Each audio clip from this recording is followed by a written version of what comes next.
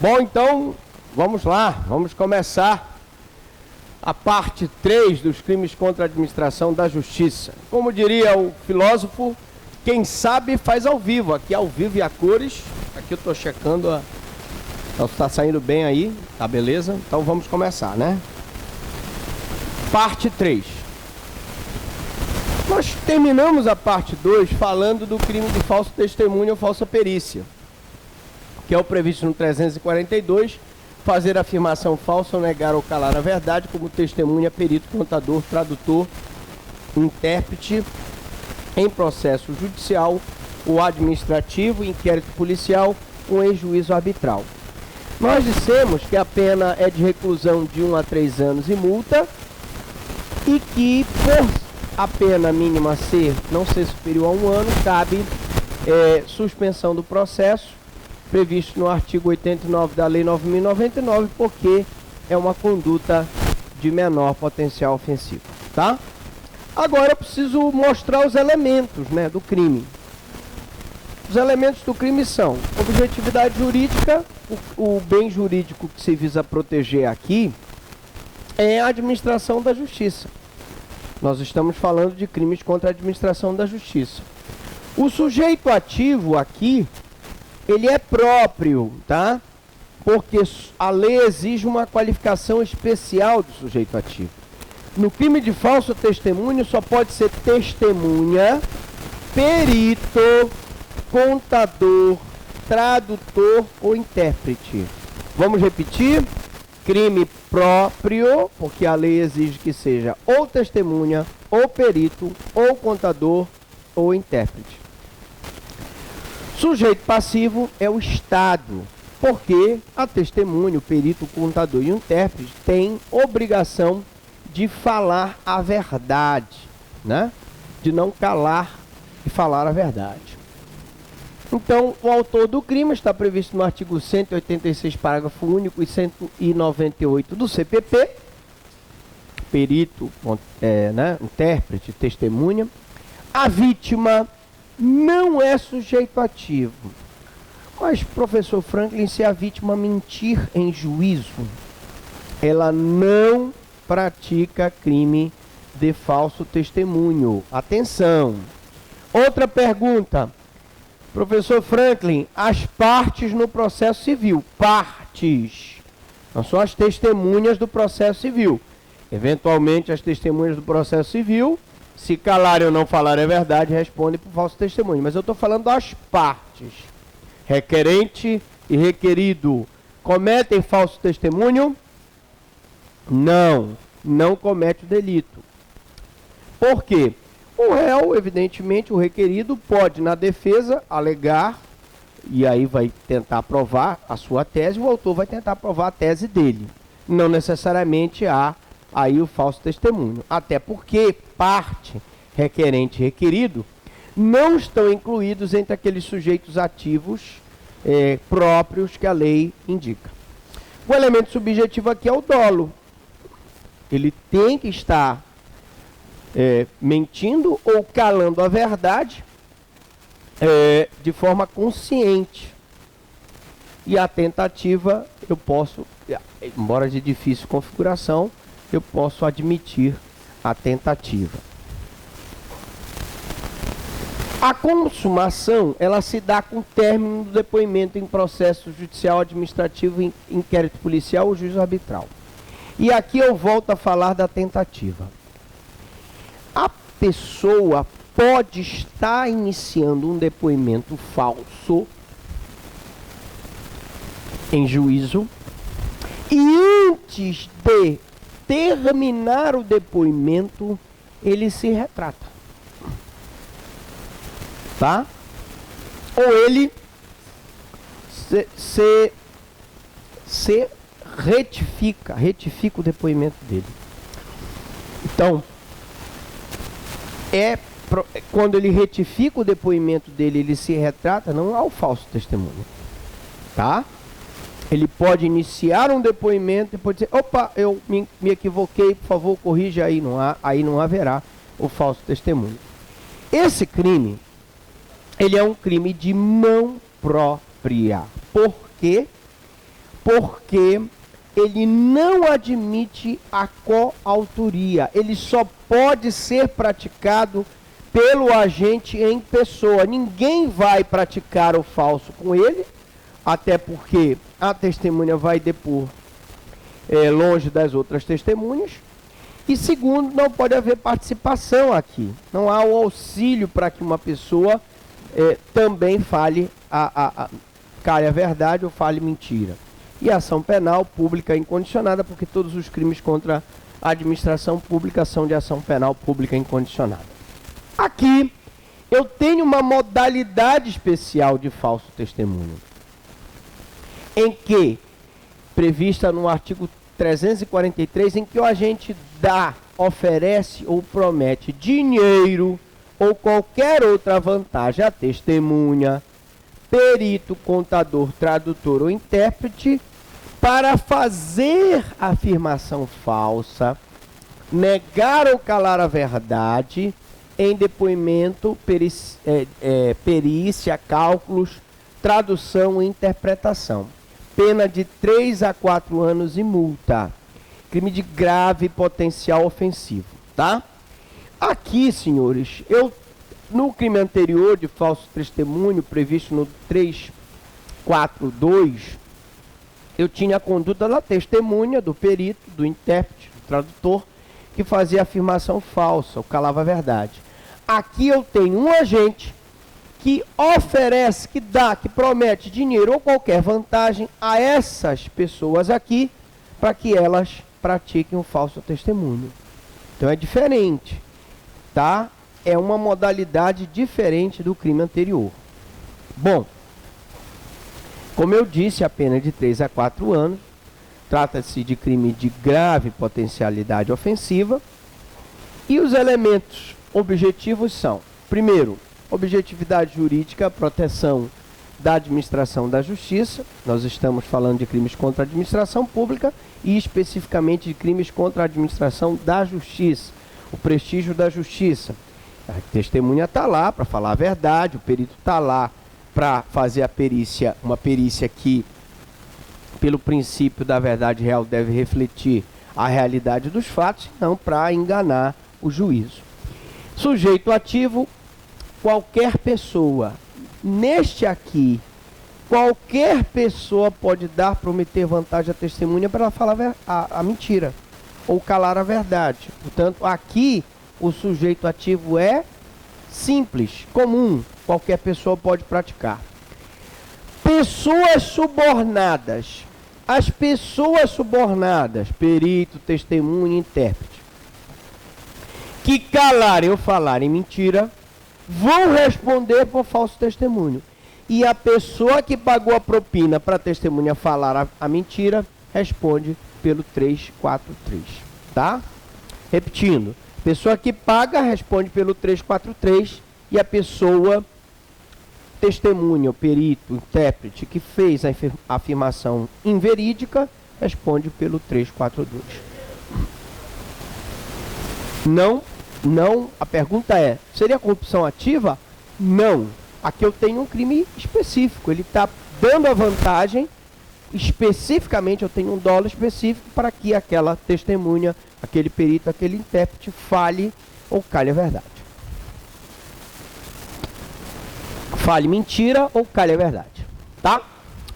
Sujeito passivo é o Estado, que tem o direito de arrolar uma testemunha que fale a verdade.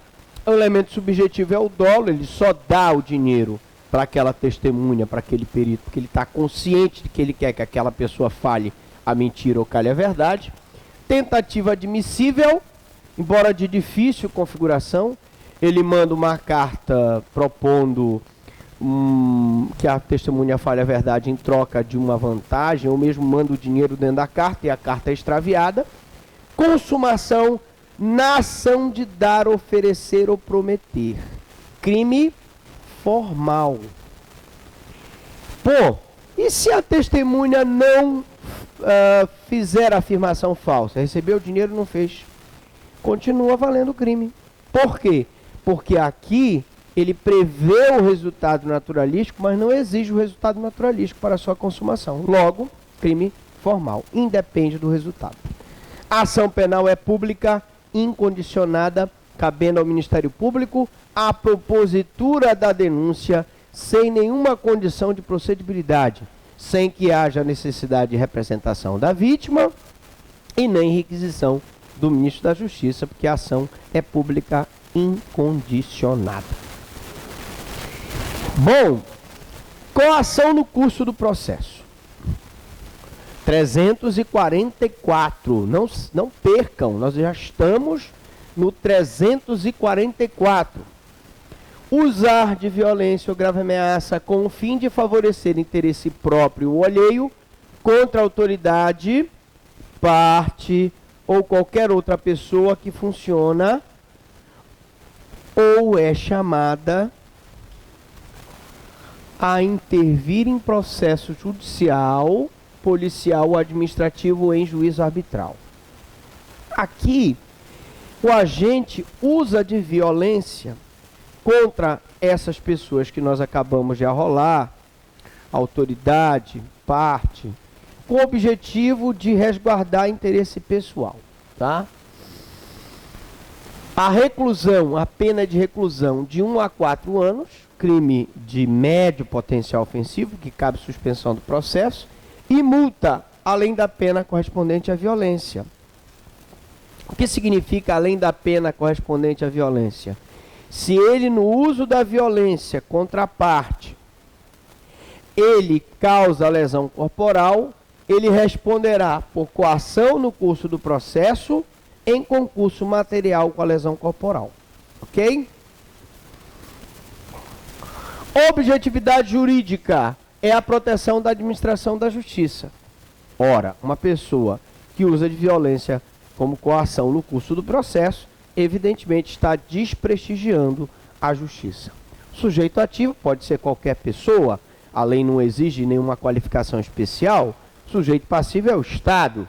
Secundariamente, a pessoa que sofre sobre quem recai a conduta, que sofre a violência, que sofre a lesão, que sofre o abuso.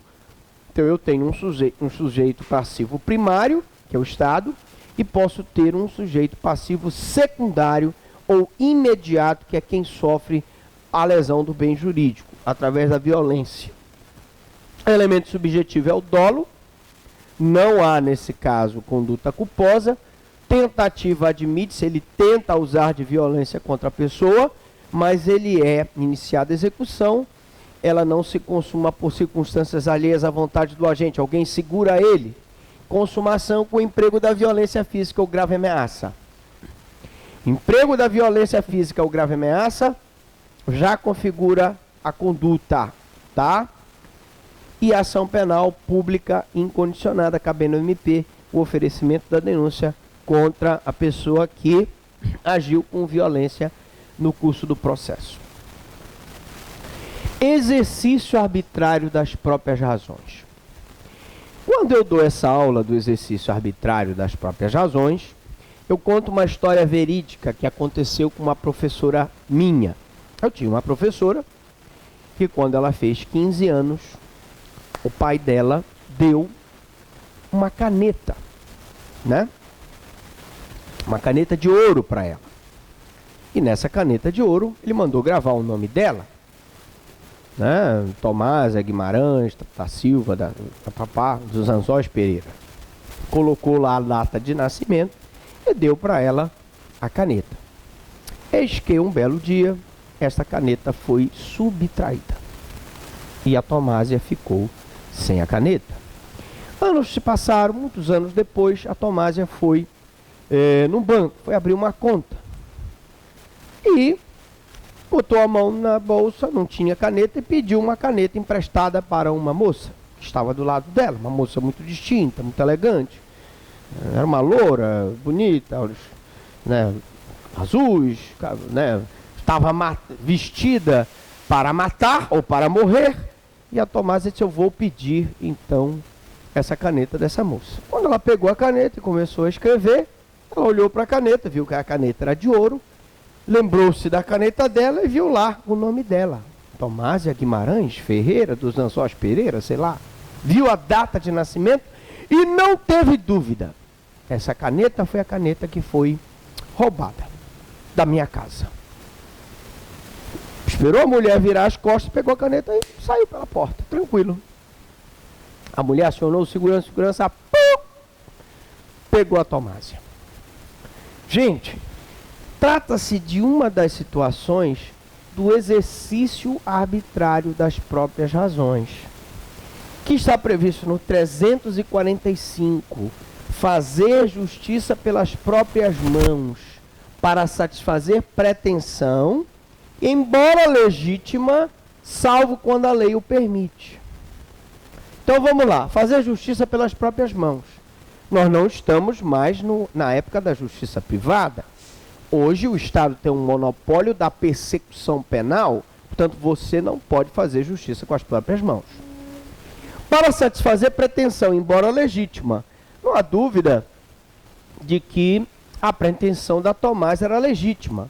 Como é legítima a situação daquela pessoa que te deve muitos meses de aluguel, o cara é um enrolão, está um tempão sem pagar o aluguel, e tu não tens mais, entrou com despejo, a ação está demorando muito, e tu vai lá e tira ele na marra. Como? Espera ele sair, arromba a porta, tira os bens dele, leva para tua casa e tranca a porta com um novo cadeado. Quando o cidadão chega lá, a porta está fechada. Eu tive um colega que fez isso. Isso aí é um exercício arbitrário das próprias razões. Mas a pretensão é legítima. O cara é caloteiro, não paga o aluguel. E aí você não pode fazer isso. Isso é crime. Bom, salvo quando a lei o permite. Quando é que você pode exercer?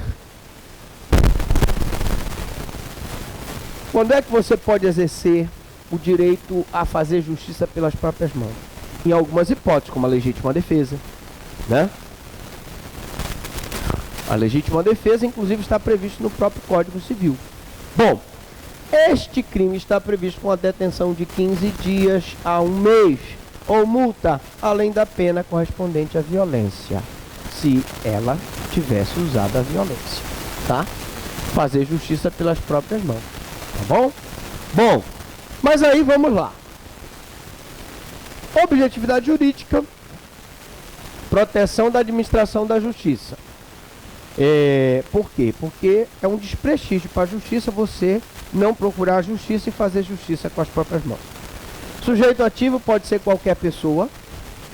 Sujeito passivo é o Estado. E secundariamente a pessoa lesada.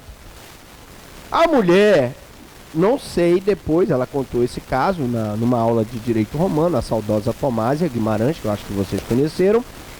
Mas eu não sei se a mulher era receptadora ou de alguma forma ela recebeu aquela caneta. Naturalmente não foi ela que subtraiu a caneta, mas ela foi lesada ali. Suponhamos que ela tenha pago pela caneta e ela estava de boa fé, né? Mas faça a sua pergunta, diga.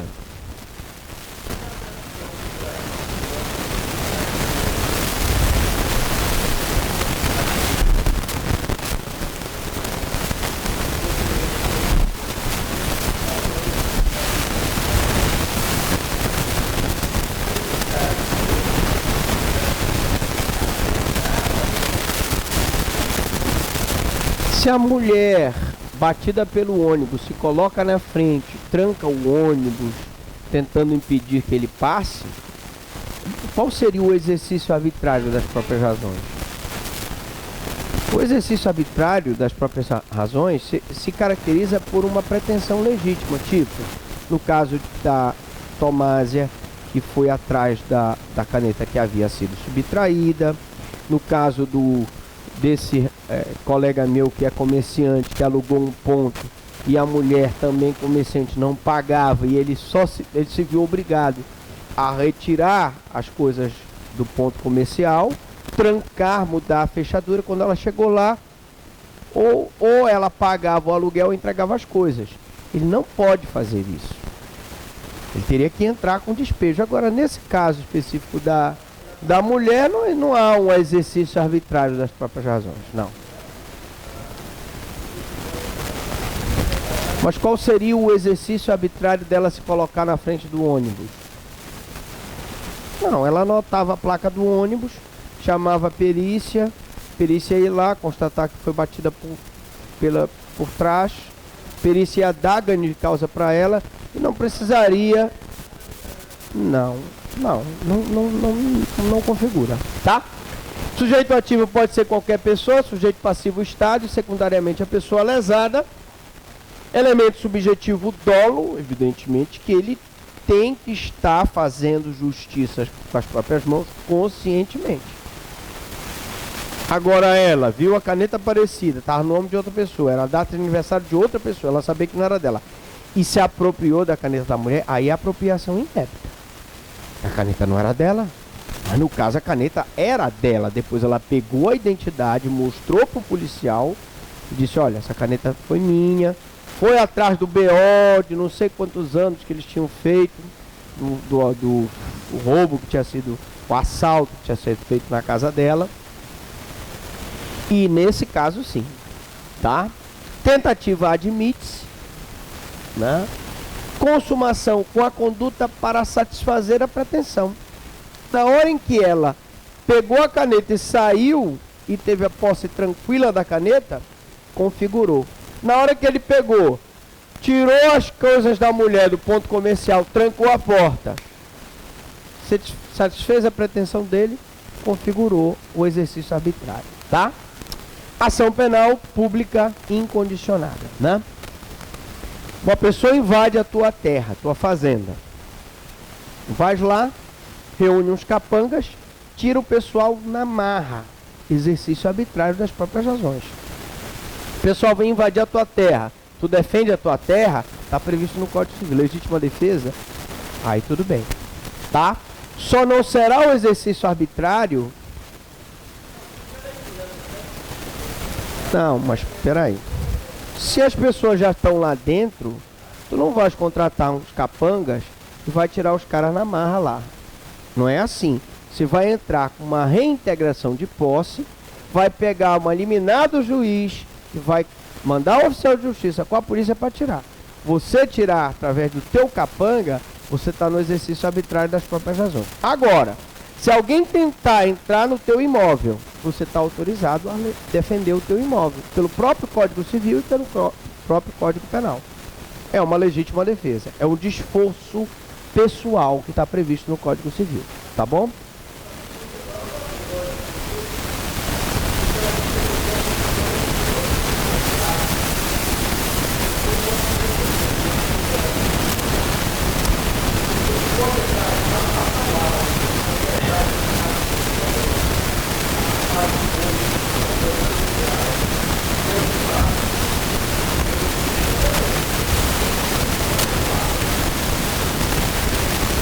Qual é a conduta dele para não responder pelo exercício arbitrário? Não, se a posse foi esbulhada, a conduta correta é ele procurar a justiça, entrar com uma ação de reintegração de posse para conseguir uma liminar, levar o oficial de justiça com a polícia para retirar as pessoas de lá. Qualquer conduta dele de fazer justiça com as próprias mãos, levar capanga armado para tirar o pessoal na bala, ele vai estar praticando o exercício arbitrário das próprias razões e eventualmente responderá pela pena correspondente à violência, se lesionar ou matar alguns dos poceiros que lá estão.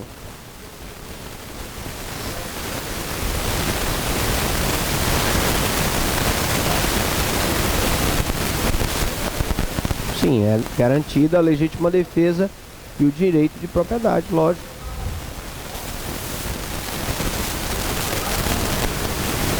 Você tem direito a impedir que eles entrem. Sim, tem. Tem o direito de impedir que eles entrem na tua fazenda.